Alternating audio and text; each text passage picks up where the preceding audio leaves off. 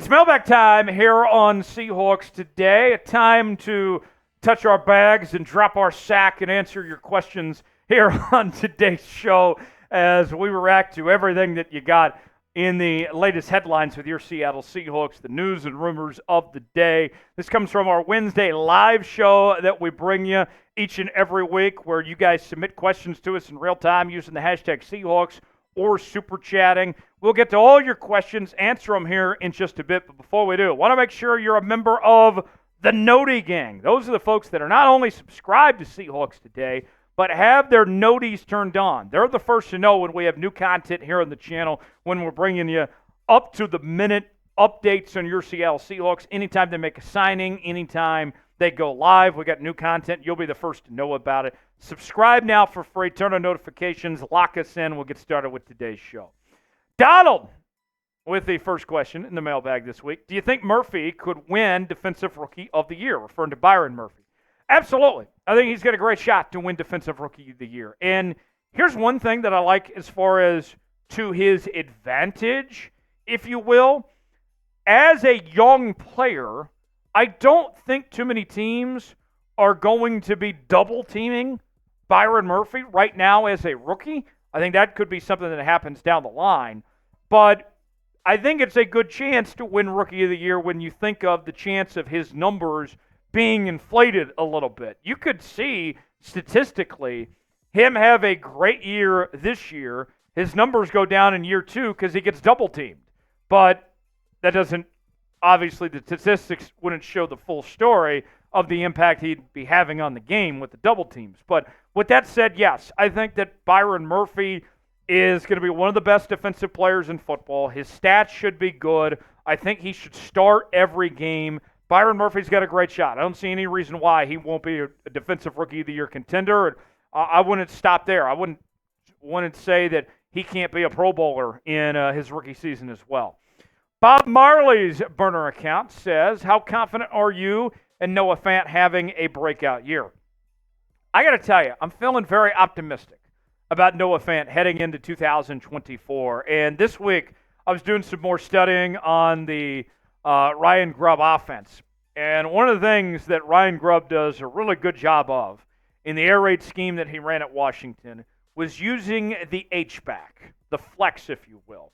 In the Mike Macdonald, in the Ryan Grubb offense, the H-back moves around, right?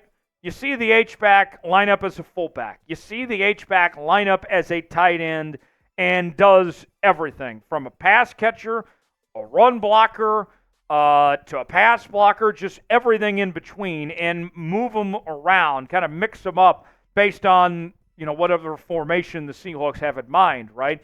Noah Fant, he's going to be asked to do that. I think there's actually going to be times where you see Noah Fant lined up in the backfield. I think there'll be times that you see him lined up out wide or on the line of scrimmage. He's going to have to be flexible for what Ryan Grubb wants to do with this offense. And so with that in mind, if you're a Seahawks fan watching this right now, you're saying to yourself, that is so refreshing, because the Seahawks offense previously in the previous regime of Shane Waldron and Pete Carroll ignored the tight end position, right? We've talked a lot about that in this program, from not just Noah Fant and Will Dissly and Colby Parkinson the last couple of years, but all the way back to Jimmy Graham was totally just MIA in this offense. And it wasn't anything to do with talent. It was not putting those guys in a position for them to succeed and maximize their potential. So Noah Fant, yes, I do think that he is more than capable of being a top 10 tight end, that the Seahawks are going to get a lot out of him and really take his game to another level. I think you're going to be impressed. You're going to like what you see. Let's play buy or sell. Noah Fant having a big year in 2024. What do you guys think? Type B for buy, S for sell. Way in the comment section. Tell us what you think. Today's show is sponsored by PrizePicks. PrizePicks is the place to go for daily fantasy made easy. Here's how it works. You choose two or more players in any given category. Get the choice of more or less, whether you're talking fantasy points, maybe it's rebounds in basketball, goals in hockey, home runs in baseball, birdies in golf, all sorts of different categories to choose from. You can mix and match different sports leagues as well. I'm looking ahead to the start of the NFL season. I got our guy DK to have more than 1,025.5 receiving yards. I got Lamar Jackson to have more than 3,600.5 passing yards. If I put $20 down, these two hit, let's turn it into $60 in PrizePicks, folks. Play along with me. PrizePicks.com/CLNS. Promo code CLNS for a $100 deposit match on your first entry. The link is in the comments and description of today's video. Download PrizePicks today. You'll be glad you did. Bo Jackson writes in, what will Zach Charbonnet's role be in the Seahawks offense this year? Bo knows a good question. I can tell you that much. Bo, I look at Charbonnet's role this year, and here's what I see happening for the Seahawks in 2024. Kenneth Walker is still the primary back. That does not change at all. Kenneth Walker is going to get the majority of the workload. But we have seen through 2 seasons that Kenneth Walker has dealt with a number of injuries, right? Realistically speaking, nobody should be betting on Kenneth Walker to play all 17 games this year. And so although Charbonnet is the number 2 back, does that mean that he is going to be on the field more than Kenneth Walker? Is he going to stay healthier than Kenneth Walker? Is he going to shine and get to a point where if Walker gets hurt and he plays great, that he holds on to the number 1 running back spot? There's a lot of questions here. You could live in a world where Zach Charbonnet is leading this team in rushing, and it doesn't necessarily mean that it's going to be by beating him out in training camp. That's not what's going to happen. It's a matter of how healthy Kenneth Walker is going to be. That remains to be seen. So for now, he's the number 2 running back. Probably still gets a decent number of touches as the number 2 back, but feels like not a matter of if, but when Kenneth Walker goes down, he'll have his opportunity to showcase himself as that number 1 guy. You'll see plenty of Zach Charbonnet this year. Leading rusher for the Seahawks, is it K9 or is it Zach Charbonnet? What do you guys think? Weigh in the comment section. Let us know. Type K9 for Kenneth Walker. Type Zach for Zach Charbonnet. Let me know in the comment section below. Mike writes in, what kind of leash is Mike Macdonald going to be on?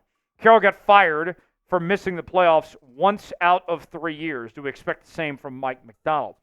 Year 1, I think, no matter what, unless he pulls off some Urban Meyer shenanigans where he's leaving the team and going to the club on a Thursday night and losing, only wins, 2 or 3 games. Barring that happening, Mike Macdonald's job is safe no matter what in year number 1. Year 2 is the measuring stick, all right? I think the Seahawks are a borderline playoff team entering 2024. I think that should be the expectation. If they win 10-plus games, all of us should be thrilled and be excited for that. You're a playoff team. But next year, that's when you should take that next step. Year 2 of the Macdonald era. If they are not contending for the NFC, then there's real issues here with this Seahawks team in the direction that they're going here. That, to me, is the measuring stick, is they have to be an NFC contending team next year. If they are not anywhere close to that, then this could be a short tenure in Seattle. But I give 2 years to get this thing, get the ball going in the direction it should be, Mike. All right, Nick Fury writes in, hashtag Seahawks, hashtag Papa Seahawk. I think Sam Howell can be a good replacement for Geno Smith. He has the skill to compete, but I agree with you of what you said earlier. He has to be Howell, not Mahomes. So what Nick is referring to, we had a video earlier this week where I was talking about kind of what is asked of Sam Howell. And the thing that I brought up, and that I'll reiterate, if you will, is that if you look at what Sam Howell was asked to do with the Commies last season in that Eric Bieniemy offense, Eric Bieniemy was asking him to throw 40-plus times a game and try to be Patrick Mahomes out there. And it didn't work. Led the league in interceptions, led the league in sacks. I mean, it was just a rough go for Sam Howell last year. If you're Ryan Grubb and you're this Seahawks offense, if you do have to turn the keys over to Sam Howell is not going to be a guy that throws for 40 touchdowns and just 8 interceptions. That's not who he is. That's not who he will ever be in the NFL. If Sam Howell's going to succeed, he's going to need to be a game manager. And for the right price, that can be okay, right? That can be fine, especially with him on a rookie contract right now. If he gets that chance, you run the ball first, you run first team, and then you put Howell in a position to succeed. You don't try to force him to do too much. That's the key to his success going forward as far as that goes, Nick. Tasty with our last question, I believe. Do you think JSN can end as the most targeted wide receiver this upcoming season? There's only one way that happens, and that's if DK, Metcalf, and Tyler Lockett get injured. I would be shocked if JSN led this team in targets. Not saying it's impossible. We've seen some crazy stuff happen. I do think JSN's going to take a big step forward. I think he's going to be second in this team in receiving yards this year, only behind DK. I think he passes up Tyler Lockett. But I would be surprised if he was the most targeted receiver. But this offense, we're going to see a lot of the short passing game in this scheme. JSN, good at getting those first downs, middle of the field guy. I think he's a good fit for what the Seahawks are trying to do. Thanks for joining us here on Seahawks Today. Subscribe now for continuing Seahawks coverage each and every day. YouTube.com/SeahawksTV. Lock us in. We'll see you next time.